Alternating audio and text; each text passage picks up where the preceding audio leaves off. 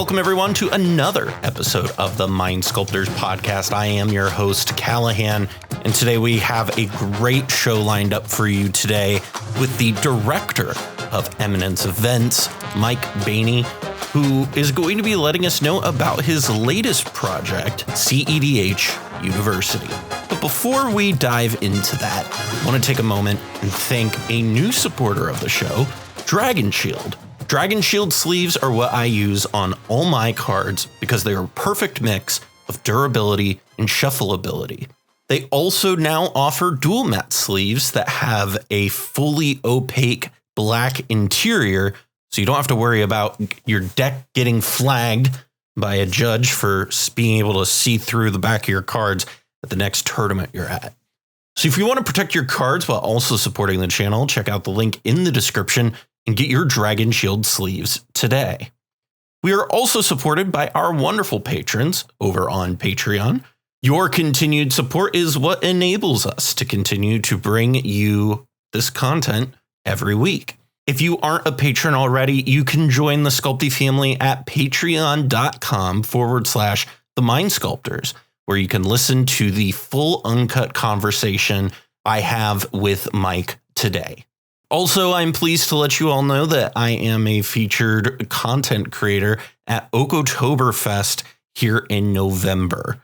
If you aren't familiar with the event, it is a charity CEDH tournament raising money for St. Jude Children's Hospital. It is going to be November 18th through the 20th in Philadelphia. You can visit monarch.cards to get more information on the event. It's time to check in on our Apple Podcast ratings, and this week we have one new rating. It is a 5-star rating by user Kolpuck that says, "The Mind Sculptors demand that the Rules Committee ban Thassa's Oracle." While I'm not sure that all the Mind Sculptors would say that, I certainly agree that the card should be banned. But more importantly, thank you for rating the show. Remember that if you leave us a 5-star review on Apple Podcasts, I will read it here on the show. With that said, let's jump into my conversation with Mike.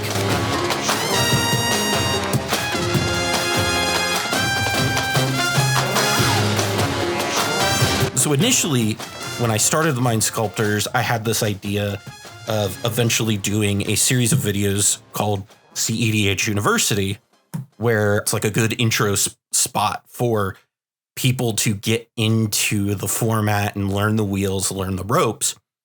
And it just kind of never materialized. Fast forward to a few months ago, you and I had been having a conversation about something that you had wanted to be working on.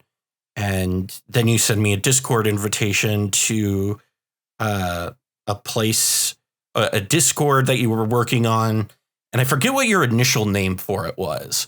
It was like... So it was the EDH Academy. That's right. That exists under the name of another individual who, funny story, and I'll keep it short. I ended up being on a gameplay video and podcast with.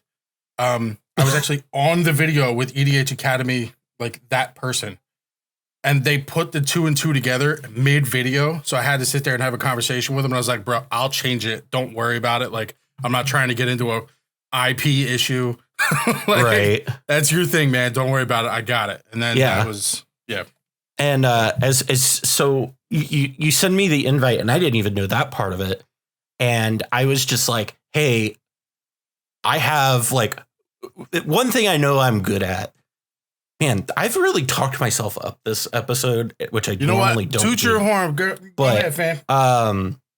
One thing I know I'm good at is like branding things and coming up with like names and fun ways to like sell things.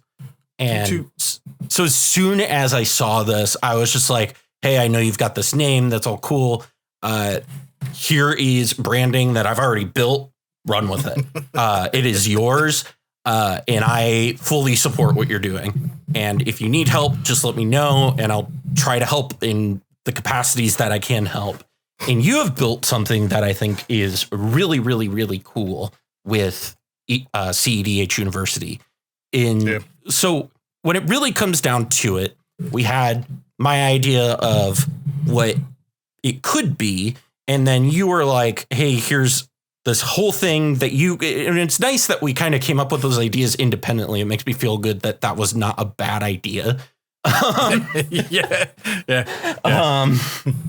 But so explain CEDH University a little bit, what it is, what purpose it serves, and how people can get involved with it.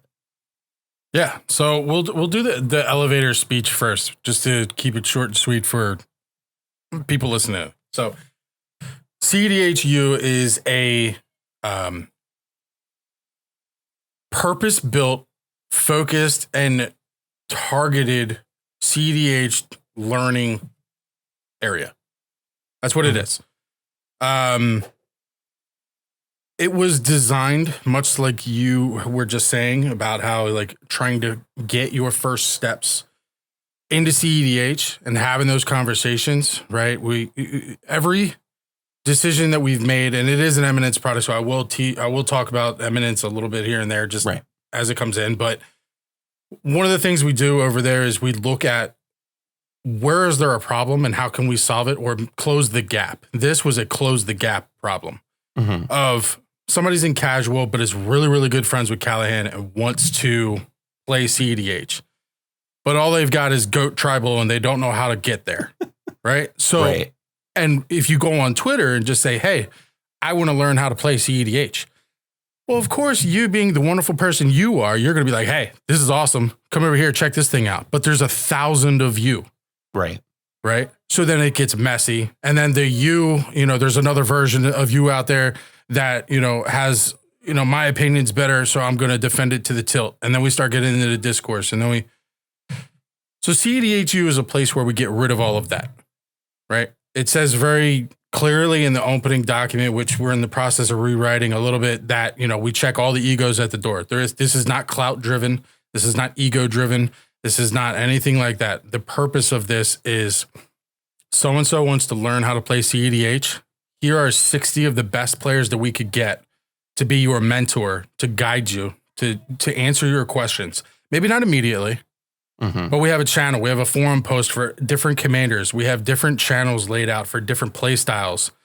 And you can go in there and just ask a question and you will get an answer from somebody that's been doing this for years, and it won't be buried in media, discourse, social media, anything. It's direct, focused learning. And it's just there to help you close the gap. It's never going to be a 10,000 person Discord. Right now, it's got a little too many people in there, right? The point is focused learning. And I think we're doing that. We have our seminar series. We have a lot of things that are like happening. The conversations in there are constantly live. We're constantly getting questions and asks for new channels because people are trying to learn new things. And we have people that can do that. We have a mentor that just pops up, right? And they'll be quiet for 90% of the time. But then, Pontus is in there today and they're brewing Tevish Ishai, a man humility list. And Pontus was like, hey, I have experience with that. I'll lead that discussion. Don't worry about it. I got it. And they just drive and that's it. Right. So it's kind of become like this self-sustaining learning platform. And it's really awesome to see. So that's the elevator and then the long wind. So. Well, good. We are the Mind Sculptors. We're famous for our 3 hour set reviews. So, perfect. We were famous for that. We no longer do that, but now it's 2 hours. So yeah, we cut them up a little bit. But so give me some of the background on how this materialized. Sure. It actually started with Ken. So as all good things do. As all good things do. Ken is just the best of us. So there was actually, if I really boil this down, there's a two-parter to this. One is Ken, and then the other is my teacher's box. And the teacher's box is what started my conversations with a bunch of other people. Hopefully we'll be talking to soon. So Ken put up a video, I believe, or was talking about the entryway into CEDH and how it's just a rocky road. Not that it's challenging, but to the point that you and I have made several times over at this point and will continue to make, it's cloudy, right? Right. It's very there's a lot of 1,000 ego directions. involved.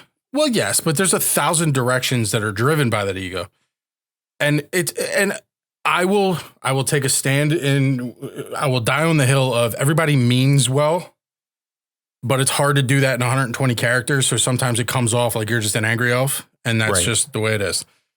So we had talked about that being a case, and I had jokingly said somebody just needs to make a place for everybody to come in here and just learn about how to do this, just one-on-one, just be done with it. And the tweet got a bunch of likes, as all ideas get sometimes. Right. And Ken latched onto the idea and was like, yeah, that's great. Somebody ought to do it. And I was like, and then I sent the fine, I'll do it myself gif. And that's kind of how it started. I was like, okay, I made the joke, but now people really like it. So let's do this thing. And then the teacher's box was like probably an early iteration of this, which is I printed out the primers and full proxies of 6 CEDH decks that I thought were ones that you could learn to pilot well if you had someone at the table or in the pod to coach you. Right. So we're looking at Winota, we're looking at Godo, we're looking at Malcolm Tana, right? I put Krark in there because I pilot Krark and I know Krark, and as the deck is extremely convoluted, it is not extremely beginner friendly. But if you have somebody that plays Storm or knows Storm and understands the ideas, you can anybody who's walk played your way Storm through in Modern can pilot Karkashima. Yeah, you can work. You can walk. Yeah, you can walk your way through it. So it's in there, right? There's Jessica Ishai, that's in there, and I take this box with me to my LGS, and I sit down. The binder's out, and on the binder it says in very big bolded letters, "Do you want to learn how to play CEDH?" And then in the primer, if they sit down, I present them with all the different options. We have aggro lists, storm lists, stacks, whatever you want. Pick a thing. Here's a primer. Let's walk through it. We'll spend like 10, 15 minutes walking through it. So on and so forth. We'll play a game. We'll review some hands. We'll do our own like live greedy keeps. Shout out to Dan and Braden for that one. We'll do that, right? And then we play a game. I think I've brought probably close to 20 people into CEDH just because I gave them the opportunity to understand what it is, rather than them just listening to what the stereotypes say it is. Mm-hmm. Right? Oh, it's turn one format. Oh, they're just gonna grind you into the floor. Oh, they're never gonna let you resolve anything. Oh, they're gonna like it's none of that. It's just EDH, people. This is all it is. Right. So it was a combination of those two things that kind of birthed what is now CEDHU. And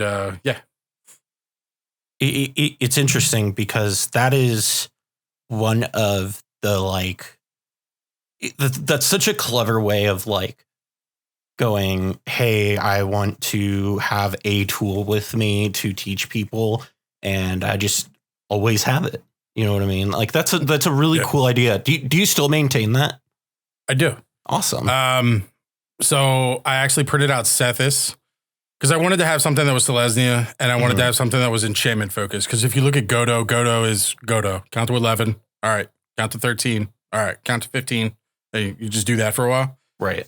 Winota is kind of driven by chance, much like Krark is, right? What are you going to rip off the top 6 and hope, right? The idea is the same. Beats and stacks, and that's fine. But I didn't have anything that was like, hey, you really love enchantment decks. Well, I didn't have a thing for that. So I printed out Sethis. That's the thing that's been in there. And I keep the primers, updated, moving around. So yeah, I actually had it with me last Friday, and we played some CEDH games, except I took Teamer Twiddlestorm out for a run. That was fun. Oh, that's neat. That's what is that? That's the it's dinosaur. My own little. Well, no, that's not Callahan. Okay. No, it's Kaidel and Jessica. Oh, you've told me about this deck before. I have. You have. It's some psycho shit. Whenever I brew something, you can guarantee that it is one, never going to see the light of anything that is ever, this is a good deck, and 2, I will beat you with it. Those are like the 2 things you can count on. You'll be very confused. Meanwhile, I just build the most pedestrian, like. Nah, man, I go to the edge. That's where Control, Angry Orchard baby. was born from. That's where Angry Orchard was born from. They were Right. like, oh, I really like Kodama and Sakashima. And I was like, yeah, but what if you got to play red? And they were like, what? We did an episode where we like explored Kodama and Crom, and I was just like, that was Angry Orchard. Yeah, I found it really hard to brew because I was just like, it's just Kodama Sakashima with bread. Okay, that's all it is. But it becomes like your options become so much. They're more fun, right? Oh, yeah, I brew on the side of entertainment versus like, yes, you can have 2 Kodamas and a land gets you the thing. I get it. It was one of those things from because from the like brewer's choice aspect of that deck, you're always trying to find like a unique, like all of us want to have like our unique approach to like a certain deck or a certain build. And then you sit Kodama down in the command zone really next to anything. And the deck just kind of devolves into the same thing, which I think is interesting because Kodama is just like, no, you're doing this. Because anytime you try to do something different, you always end up falling back on it's like, well, this is cool, but it's not as good as this thing that's like doing that, but like just strictly better. So what I will say is it was that list for a while. It was Landfall for a while. And I want to get back on the CEDH and keep talking about what we're doing. Yeah. But what we did, I actually had a conversation with a good buddy of mine, Surreal. We sat down with the list because I was like, I need to brew this and I need this to be functional and faster because it just gets stuck. So what it actually evolved into was actually a layered list that it was like teamer awesome things. Like it became like you could sneak out Kinnan and then make mana and do all kinds of Kinnan things. You could neoform a Crom into a consecrated Sphinx and just do Sphinx things. You can put a kitten in there and then you just like it became so much more than a landfall deck. Right. But it required that extra like input from another human being. Yeah. So yeah. Well, that's what's cool about it. It was great. And again, that's what's really neat about the CEDHU sort of thing is you get those, especially when you're doing brewing things, is you get those opportunities to have unique perspectives and perspectives that you normally wouldn't have. Because again, when it's like we're doing an episode for Brewer's Choice, we have like a week to come up with a brew. And so the deck gets pretty much like it's like a first pass of a deck. And so it's really cool when you have this this entirely like wide encapsulating platform where you're able to really be like, okay, well, here's like a bunch of stuff that people have ideas for. And okay, here's something that somebody wants to talk about. And so when it really comes down to break down the Discord and like how it functions and all of that stuff. Yeah, sure. So I'll pull it up so that I don't misspeak to my own project. So, it is very big. I will say that just up front. And that's kind of by design. So when we look at all of the different spaces, you come in, kind of walk through the door. We have our kind of announcement. Hey, welcome to the show space. There's a bunch of, it walks you through the process. It walks you through step 1, 2, 3, 4. It walks you through kind of where things are. It gives you some suggestions, right? It keeps certain houses collapsed because if you don't, the Discord it can be unruly. Right. But that's also part of what makes it amazing is there's a place for everyone, but you have to be able to navigate it. Much like walking around your high school for the first time. Right. You're just finding your way around. You're trying to find your locker. You're trying to find homeroom. You're trying to find that place. So, it walks you through all those things. Step 1, we have what's called right now the where to start channel. The where to start channel in general are kind of one of the same. Where to start is when you come in and you are just fresh to it. Hey, I've played Commander, but I have no idea where I'm going or what I'm doing. All I know is I want to try because I saw somebody at a table do this thing this one time. Right.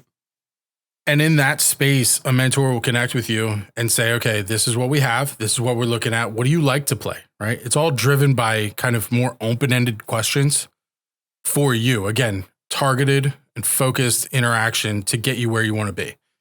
So what do you like to play? I'm a Storm player. I play it in Modern. This is my favorite deck. Awesome. Like, is there a certain card that you just love? Right? Oh yeah, I love Doomsday. Like, okay.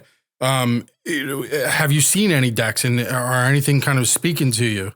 Crux Akashima is pretty wild. Like, I'd like to give that a go. Okay, cool. Awesome. So we start funneling down some of the ideas. Right. Step 2 is getting into the play style of choosing a deck. Step 2 is can go quickly. Sometimes it's just handled in that initial conversation where we go, yep, this is kind of the space that you're looking for. This is right where you want to be. Go. Mm-hmm. And you jump right into the houses. Sometimes you need a little bit more direction. Sometimes you need a little bit more help and kind of movement in that space. So choosing a play style and choosing a deck is, okay, you want to be a Storm player, or you want to be a Stacks player, or you want to be whatever you want to do. Let's establish that, because you've been in this world long enough that somebody can walk in and say, yeah, I want to play Stacks. Okay, well, there's 87 Stacks lists that you can pick from.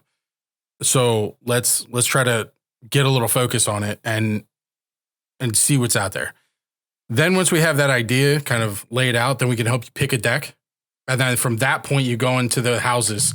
And the houses are driven by color at this point. So we have a monocolor, 2-color, 3-color, 4-color, 5-color, and a partner X house. Mm-hmm. And in each house, there's a forum. And within each forum, there is a post for a subset of commanders. So a great example of this, and the most easy one, and probably the busiest one, is the House of Monocolor. We have a study in white, study in blue, black, red, and green. In the red, we have a Rionia post, we have a Magda post, we have a Zada Storm and a Polystax post. In white, we have a Heliod active space. In black, we have Keurig. That's another space that's active. So you go into those houses and you just start talking. Right. Start asking questions about the list deliberately right then and there. Again, we have over 60 mentors in the space, and they will get to you. Will they get to you immediately? We have lives, we have things going on, right? So we're not going to be able to live in here 24/7. But right. The person that answers the question is not going to be some rando on the internet, right? Hal's in here, Hoki's in here, right? Cicada's in here, Sage is in here, you're in there, right? Accepted is in there. Ryan from Playing with Power, Ryan's in here. Kobito's in here. I saw Pongo's in here. Yeah, Pongo's in here. Like you have people in here that play these lists, developed them, know them. You're not getting random information. You're getting good from the source info. Right. And that's kind of the point, right? Like, you want to talk to Sinestro about Tassiger? There's a space for that. Might talk to you a lot about it, but there's a space for that, right? And that's what it is. And then it's designed much like school. Mm-hmm. Right now, there's a lot of people in there, but the idea is when you come in here, it's a revolving door. Come in, get the information you need, feel good, feel comfortable, feel great about where you're at. And then when you're ready, take the step and move on. And that's okay. We encourage that. We encourage you to come in and get comfortable and understand.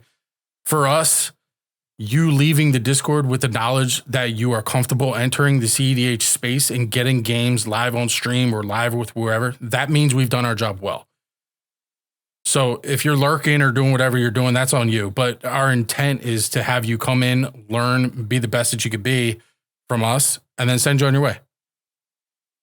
It's such a cool... So one of the things that I think is really neat about this, and it's something that I personally really like about it, is especially with something like, I think a great example of this is not only does it provide that space for learning decks, but it also provides, because like universities, for example, aren't only places where people go to learn, right? It's also where people go to experiment and where people go to, I mean, they are learning, but they're also getting paid to learn, right? Like the people who go and, run tests and all of that stuff, and professors or whatnot. And the thing I think is really cool about it is one of the first places that I've seen where I've, outside of my personal groups, where I can hop in there and be like, okay, I'm working on art and Chrome, and here's where I'm at. Here's some thoughts. You know, what do you think? And I've seen people talking about all sorts of different stuff. I have right here, like the Azorius study has been going on today, where people have been talking about Sten, which I think is really cool. And like, that is one of the things that I do like about it, because it's not just come in and learn how to play, but it's also come in and let's study and try to figure out how do we build these things, and how do we like, because what I'm getting at is it also serves a really valuable resource for established players as well. Yeah. Yeah. And there's some of the busier conversations do take place between the mentors that are in there. And like, if you want to talk about having your brain explode, like put Ken, Pongo, and Cobblepot in the same room and let them talk about Krark for a while, and your brain will just melt. Right. But that happens here, and it just happens organically.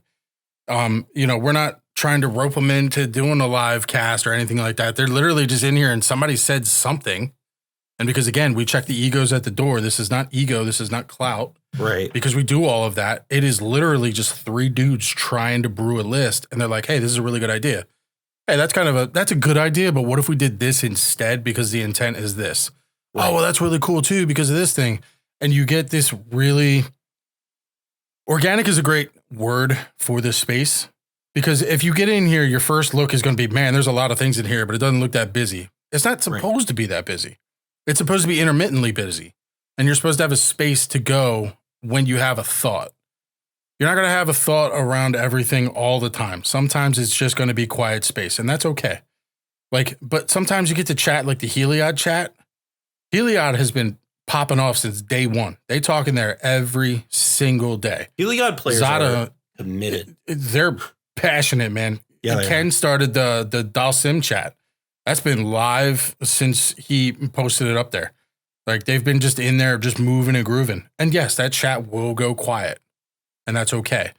We have a review committee that meets at the end of every month, and we look at all the channels and we look at all the things. We go clean up the Discord.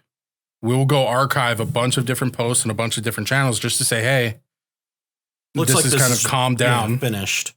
Yeah. And you guys are doing well. You guys are doing great. Let's archive this. And if it comes back up, we'll pull it back into the space when it's ready. Right. But that's just to keep it clean. It's just to keep it clean and keep it moving, because we don't want it to be buried or sit here with a bunch of empty things. We do want it to be active, but like, I don't want people to get in here and be like, oh, there hasn't been a post here in a minute. Like, I go through and I clear everything out in the mornings. And then by the end of the day, I've got meetings or comments in tons of different spaces. I'm staring at deck ideas, combos ideas, the optimization workshop, threat assessment, Keurig, Magda, Ilcore, Dalsim. Like, I just cleaned this out this morning. Right. And all those conversations are gone. So it's a good place to get in and learn. And to your point, the mentors get in there and they work together and they learn from each other. Right. Oh, I this person really knows this thing and I really know that thing. Well, let's try to put these things together. And it's fascinating to see it come. It's such a cool thing that we have in this community, and something that I really like that I've been seeing from CEDH in the really last few months is this desire from the community leaders to find solutions to the problems. You know what I mean? Like, yeah. I think something that like is important that I really appreciate about this is it is an answer to a problem that we've been asking this question. Like, this is one of the things that sometimes I'll get frustrated with on Twitter and with Twitter discourse, right? Is like, what was it like at the beginning of the year? The Twitter discourse was all about, like, it was right after Marchesa, and it was how to run a tournament, and all the stuff was about Krark and shortcuts and blah blah blah blah blah. And I was getting so annoyed with it because I'm like, guys, I've been around CEDH long enough. This conversation has been had like 40 times. Like the solution has been found, and we're just reinventing the wheel. Here's a post about what it was, and I'm also going to tell you what it was. And then people are just like, no. And then they all end up on the like same conclusion. And so like there was a period of time where I was feeling like, man, there is just a lot of discourse and no attempt to try and find solutions to the discourse. And one of the things I really appreciate about you, Mike, is that you all have been here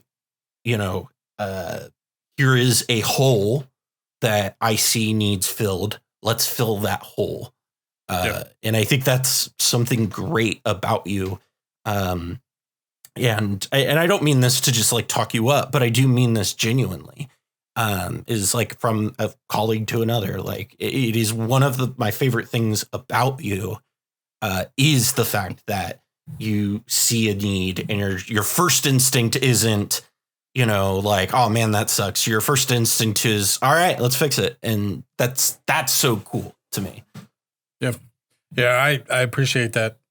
So we work really hard as a team. I am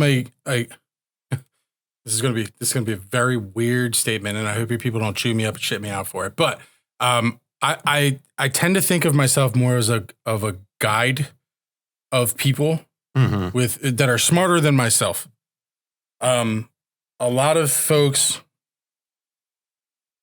come at a question and they come in too hot. They don't know how to teach. They have an idea, but they don't know how to put it out there. Right. They have a thing, and there isn't any place, and much like CEDHU, it's hard to find somebody that'll just take a step back and sit there with you and go, hey, tell me about what you're thinking. Right. Tell me about what's going on, right? There's a problem here. What is the problem? Okay. We're having a hard time getting people into CEDH. We've officially moved past pub stomping. Congratulations, everybody. We did it. We're no longer the pub stompers, because now we're the people that beats up on the pub stompers when the pub stomper arrives. Right. You want a pub stomp? We'll show you how to do this correctly, and then we can play this game the right way.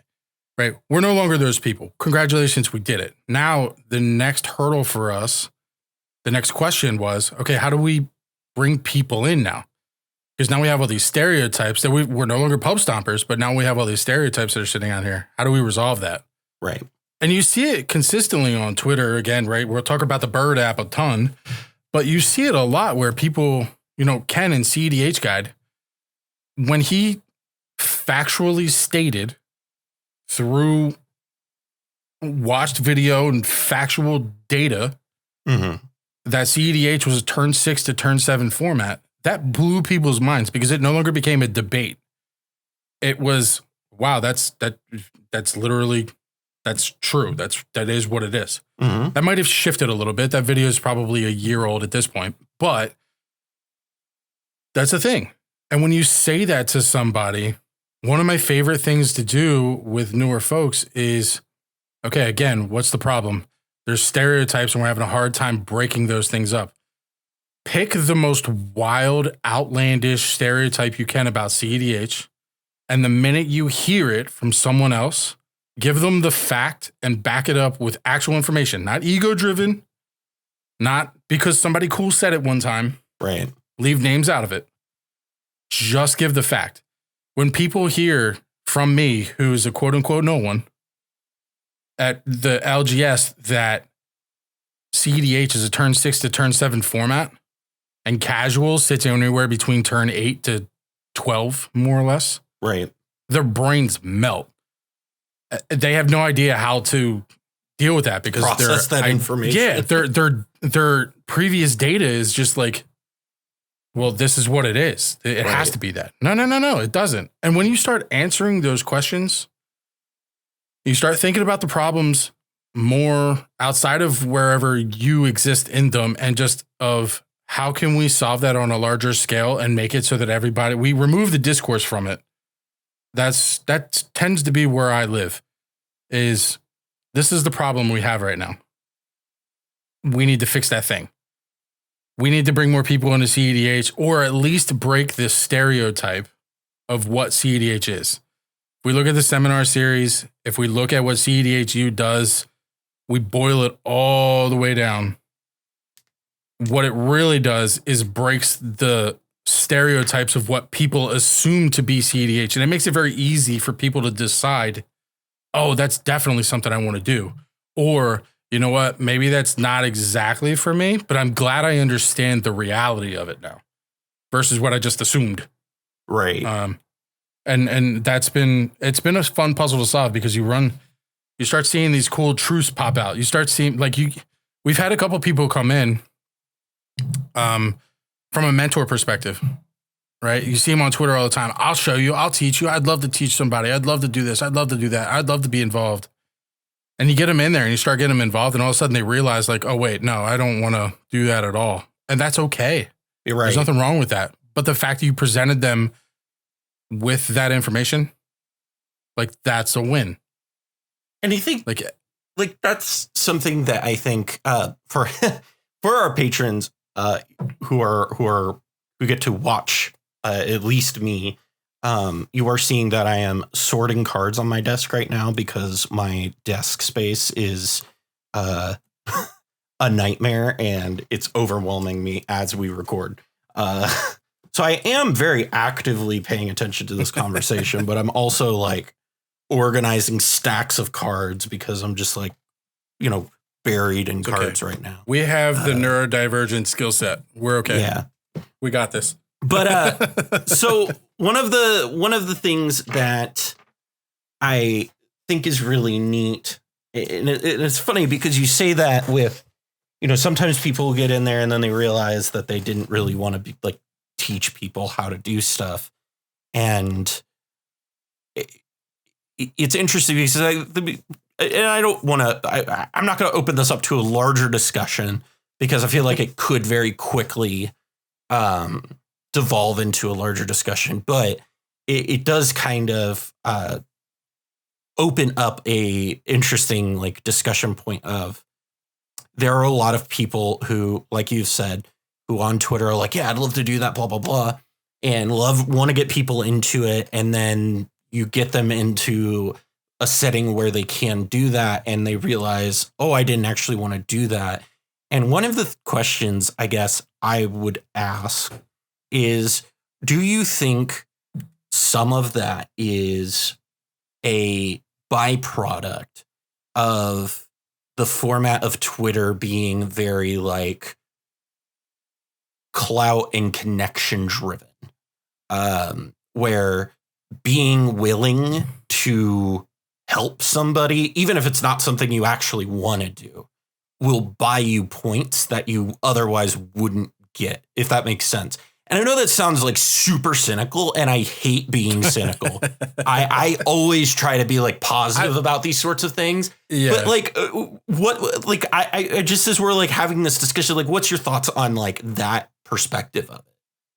Yeah. So I think it's a really interesting spot, because a lot of the people that are, I guess for the sake of conversation, we could call them cloud driven or ego driven. They have extremely valid points. Right. And at some point, their points were extremely validated by somebody else that had extremely valid points.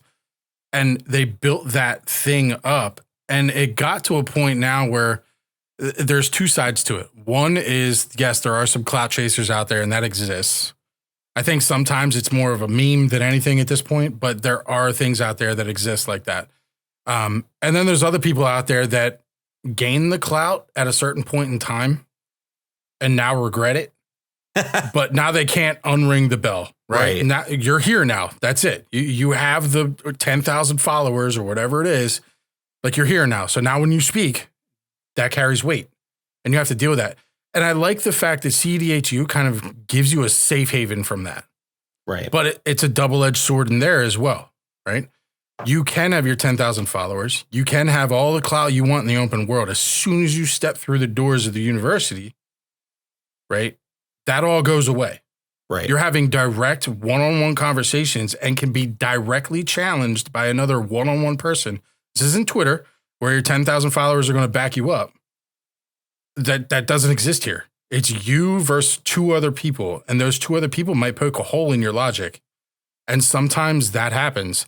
And what you see is some folks are more prepared for their logic to be poked than others. Right. And sometimes on Twitter, it's very easy for you in 120 characters to say, yep, this is the definitively correct answer. That is it. Right. Or I'll make a long thread and I'll explain it to you, but no one's going to read it to a certain extent. Right. And that's fine. Then all your people can give you your likes and can give you your comments and all those other things. And some of those points, again, are very valid.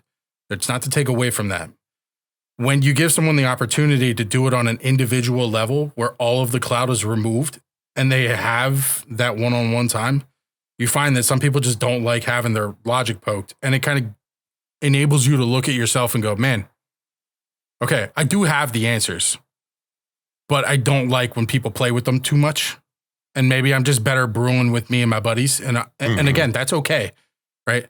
A big thing that I see online is people telling other people what is and isn't okay. It's okay to like your list. It's okay to love Lavinia more than you love anything else in the world. That's okay, right? Like, it's okay to brew your decks. It's okay to sit there and say that this is the definitively correct pile.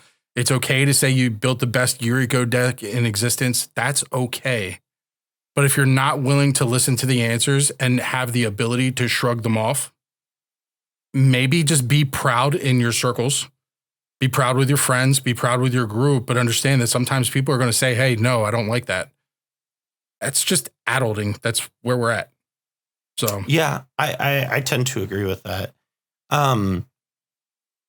It's funny, the like definitive version thing, because like one of the very like first things they said, I don't know if you've read my Jeskai Stoneblade primer.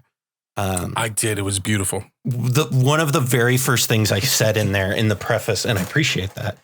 Big shout out to Ken from Stacked EDH for making that primer template outline thing that he made. It's in our training resources. It's the best. If that didn't exist, I wouldn't be able to write a primer just because of how my brain is wired. So, but one of the things that I said in that is this is my build of Arden Crom. This doesn't mean it's definitive. Or is that this is the right way to play the commanders. This is how I play the deck. And I think you're going to get a spoiler here. Okay.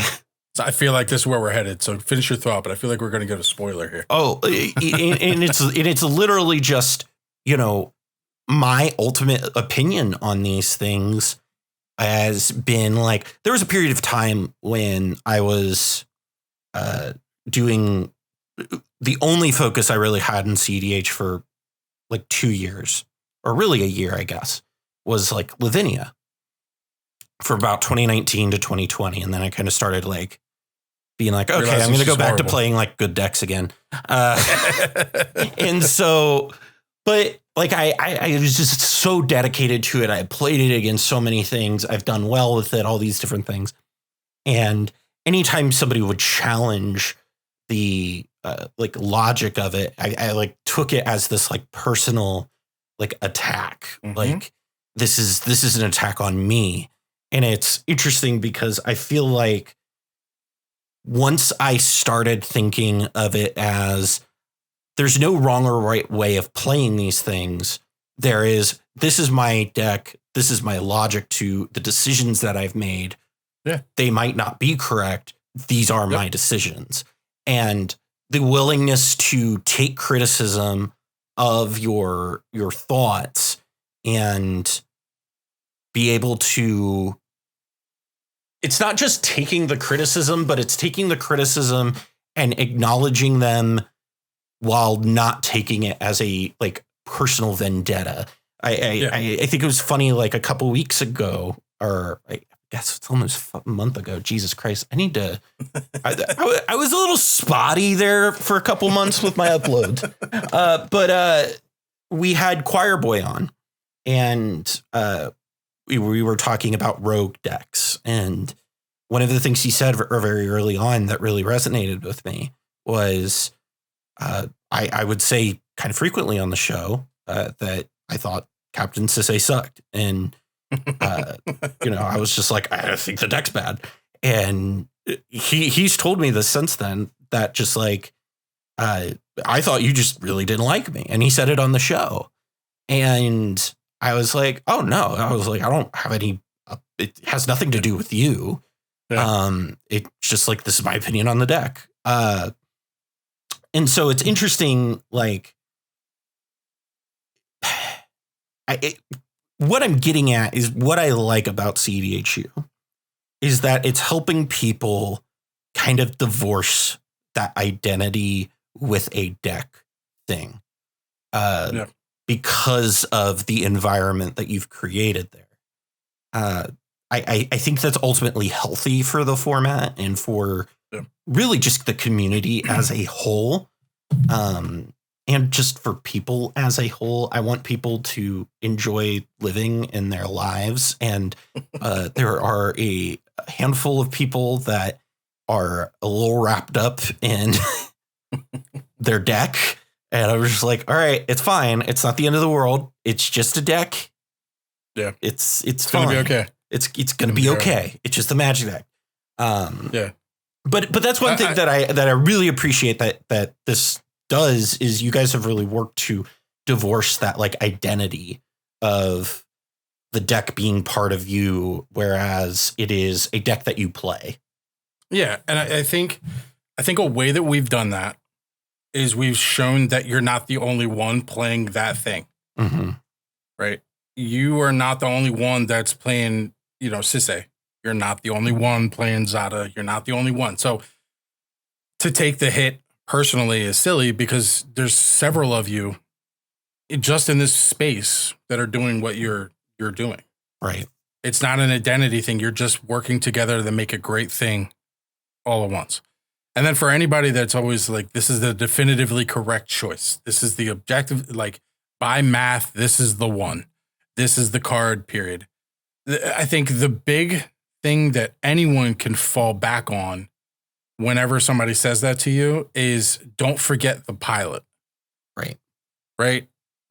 So many people are so hell bent on, I have the lowest mana value, average mana value. I have, all of my cards do this, all of my cards do that, everything layers well, yada, yada. It's irrelevant to a certain extent because you have to be able to actually do those things under pressure, in the table, in the pod, wherever you're at. Like, don't forget the pilot. Yes, there are better decks than others, and that's fine. But to say that one is objectively better than some other deck is just silly at a certain point because Charles will come in and waffle stomp anybody with a mono white deck, and somebody will just go, Al's not legit. Okay. Go ahead. Give it a shot and see where we're at. It's like you have to be open to those things. Don't get wrapped up in your identity is your deck. No, it's not. It's the deck you love, and it's the deck you play, and it's the deck you built, and you take a lot of pride in it. But it's okay to shift things to make it the best version of itself. I do liken the game to Survivor a bit, but unlike Survivor, we are playing for $1 million. But Mike, it's been really great having you on. So when it comes to how people want to support this venture from you in things that they're doing, how can people support you and get involved? Yeah, so there's a couple different ways. And I mentioned earlier that this is kind of like the outreach branch of Eminence, right? So Eminence Gaming is we're here. We're making a lot of noise right now. We yell loud and often. But this is kind of our outreach branch. With Eminence, we do have all kinds of things that are going on that you can help support. All the things that go through CEDHU and kind of further our message. We use it to kind of support our staff and support our growth.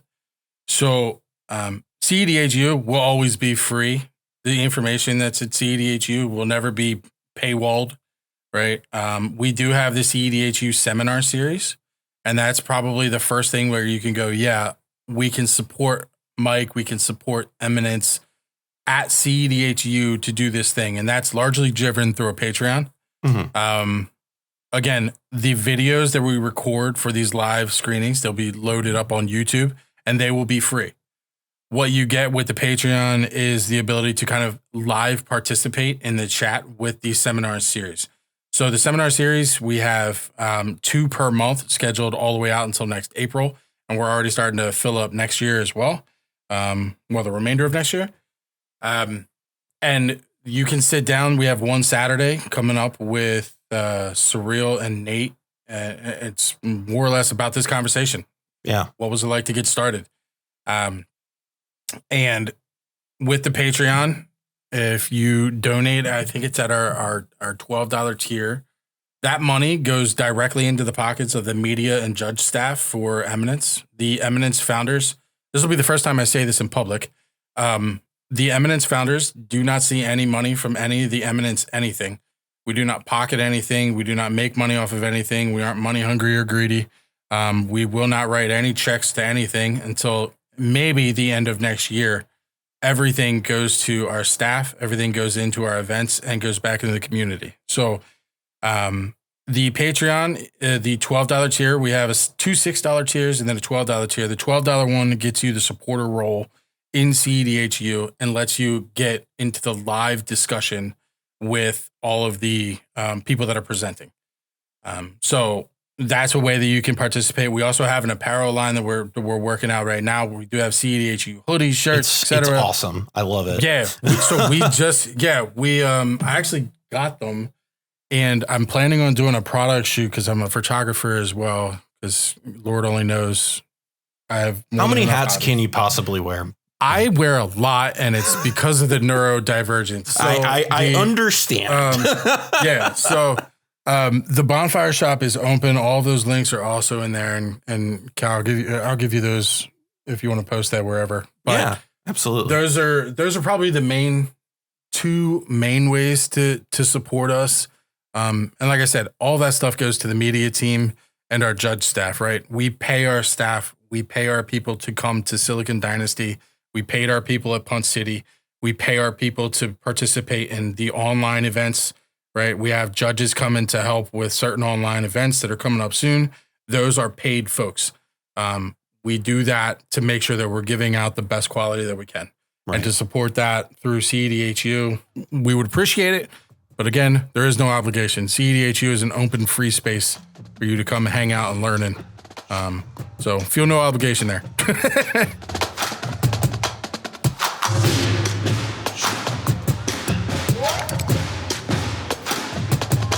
Well, that about wraps things up for us here this week. Thank you all for tuning in, and thank you, Mike Bani, for what you're doing for the community and organizing the CEDH University. If you liked this episode or any of our other episodes, please make sure to rate the show on whatever podcast platform you are on. And if you are listening on YouTube, go ahead and hit that subscribe button and tell me down in the comments what your favorite part of today's show was. Also, a reminder that we are supported by Dragon Shield. And so if you want to support the show, head on over to the link in our description where you will be directly supporting the Mind Sculptors podcast and also buying some Dragon Shield sleeves, which are pretty good if you ask me. I also want to thank our top tier patrons, Justin, Adam Hamden, David Snavely, Dionysius, Jason Bialik, Josh Stein, Matt Boehner, and Senior Coupon. If you too would like to support the show, you can head on over to patreon.com/The Mind Sculptors or just check out the link in the description. Thank you again for joining us, and from all of us here at The Mind Sculptors, I'm Callahan, and we'll see you next time.